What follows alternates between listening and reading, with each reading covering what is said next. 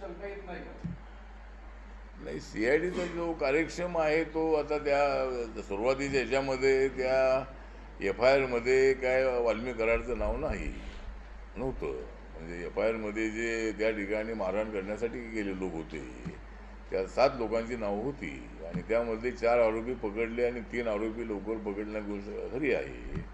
पोलिसांना किंवा CIDला त्यामध्ये उशीर लागलेला आहे, पण त्यांना आम्ही लवकर पकडू असं त्यांनी सांगितलेलं आहे. आणि वाल्मिक कराड हा त्या टोळीचा प्रमुख आहे किंवा ते सगळी त्याची माणसं होती अशी तक्रार सर्वपक्षीय मोर्चामध्ये सर्वांनी केलेली होती. आणि वाल्मिक कराडला पकडलंच पाहिजे, त्याला आरोपी केलंच पाहिजे, तो सूत्रधार आहे अशी तक्रार सगळ्या नेत्यांची होती. मला वाटतं की धनंजय मुंडे यांचे ते जवळचे मित्र होती गोष्ट खरी आहे, पण धनंजय मुंडेंचा काय या प्रकरणाशी संबंध नाही.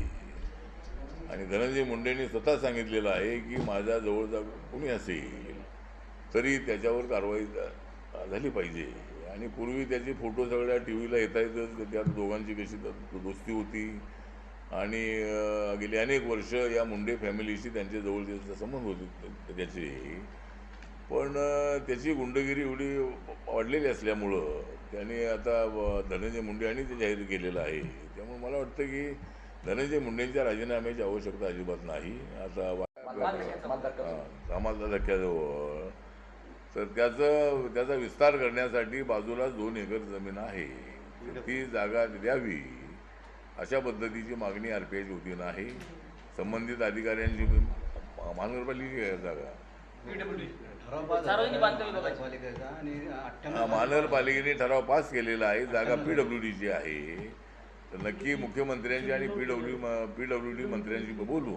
मला वाटतं ते खासदार एकनाथ शिंदेकडे आहे, त्यांच्याशी बोलून ती जागा मिळवण्याचा प्रयत्न करू आणि भव्य दिव्य असं एक बाबासाहेबांच्या नावाने भवन तिथं अजून मोठं उभं राहावं अशी आमची अपेक्षा आहे आणि त्यासाठी मी प्रयत्न करणार आहे.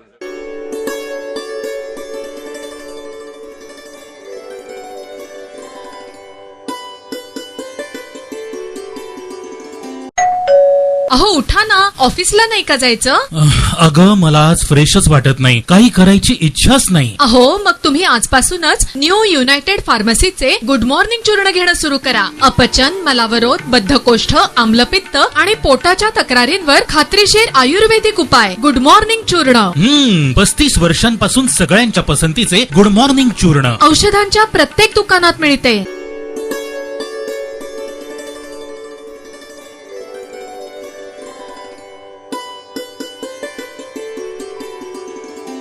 देशातील मुलींची पहिली शाळा क्रांतीसूर्य महात्मा ज्योतिराव फुले आणि ज्ञानज्योती सावित्रीबाई फुले यांनी सन 1848 साली म्हणजे पुणे विद्यापीठाच्याही 100 वर्ष अगोदर या देशात महाराष्ट्रात पुणे शहरात बुधवारपेठेतील भिडेवाड्यात देशातील मुलींसाठीची पहिली शाळा सुरू केली. या पहिली शाळेचा इतिहास जतन व्हावा, त्याचं संवर्धन व्हावं आणि तो इतिहास पुढच्या पिढ्यांपर्यंत जावा म्हणून मी स्वतः विजय अभिमान वडवेराव प्राथमिक शिक्षक आणि आयोजक ही शाळा याचं संवर्धन व्हावं यासाठी देशातील मुलींची पहिली शाळा भिडेवाडा आंतरराष्ट्रीय काव्यजागर अभियानाअंतर्गत या जगातील पुण्यात होणारा हा पहिला आंतरराष्ट्रीय फुले फेस्टिवल पुणे 2025 आयोजित केलेला आहे.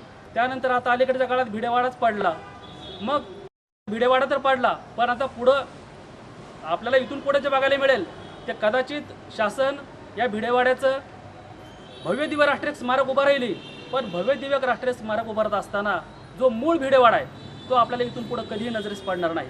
आपल्याला काय, आपल्या नातेवाईकांना, आपल्या मित्रपरिवाराला, आपल्या मुलांना, पुढच्या पिढ्यांना कधीही भिडेवाडा आपल्या नजरेला बघायला मिळणार नाही.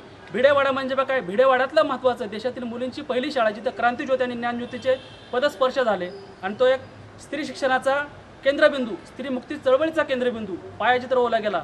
तो भिडेवाडा लोकांच्या स्मरणात राहावा, त्याच्या आठवणी जतन व्हाव्या आणि पुढच्या पिढ्यांपर्यंत जाव्यात म्हणून आपण हा आंतरराष्ट्रीय फुले फेस्टिवलचा घाट घातलेला आहे. फुले फेस्टिवल लोकांना सगळ्यांना माहिती आहे की पुणे फेस्टिवल माहिती आहे, फुले फेस्टिवल सगळ्यांसाठी नवीन आहे.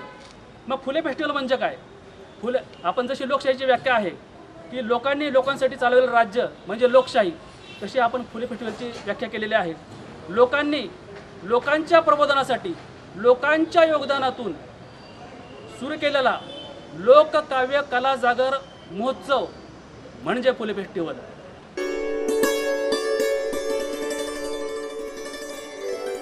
यामध्ये शिवसेनेच्या संपर्कात आहे काँग्रेस असेल, त्याचबरोबर उभाटा गटाचे असतील, काही मनसेचे असतील, काही स्थानिक स्वराज्य संस्थेच्या निवडणुकीच्या तोंडावर काही माजी आमदार असतील, काही महायुतीचे बी काही लोक संपर्कात आहे. असे अनेक लोक संपर्कात आहे. तुम्हाला येणाऱ्या काही दिवसामध्ये त्यांचा प्रवेश बी या ठिकाणी झालेला दिसेल. महायुतीचे म्हणजे कुठले असतील त्यावेळेस राष्ट्रवादीचे की भाजपचे? त्यावेळेस कळे ना प्रवेश झाला. नाना, जे ठाकरे गटाचे जे 5 ते 6 नगरसेवक जात आहेत भाजपामध्ये, तर ते जर त्यांना जर श्युरिटी जर दिली असेल की तुम्हाला उमेदवारी असणार आहे, तर त्यावेळेस तुमची भूमिका काय असणार आहे त्यांना तिथून लढवण्यासाठी? लोकसभेला विधानसभेला आम्ही सर्वांनी ऐकलं. जो फॉर्म्युला जे सटिंग आमदार होते त्यांना त्या ठिकाणी तिकीट देण्यात आलं होतं, तोच फॉर्म्युला स्थानिक स्वराज्य संस्थेच्या निवडणुकीमध्ये कायम राहील. ज्या ठिकाणी शिवसेनेचे धनुष्यबाण निवडून आले त्या जागा आम्ही कायम त्या ठिकाणी मागणार. असं पण अंदाज आहे की निवडणूक स्वबळावर होईल असं बघा, वरिष्ठ लेवलला जे काही निर्णय होते तो निर्णय आम्हाला मान्य असेल.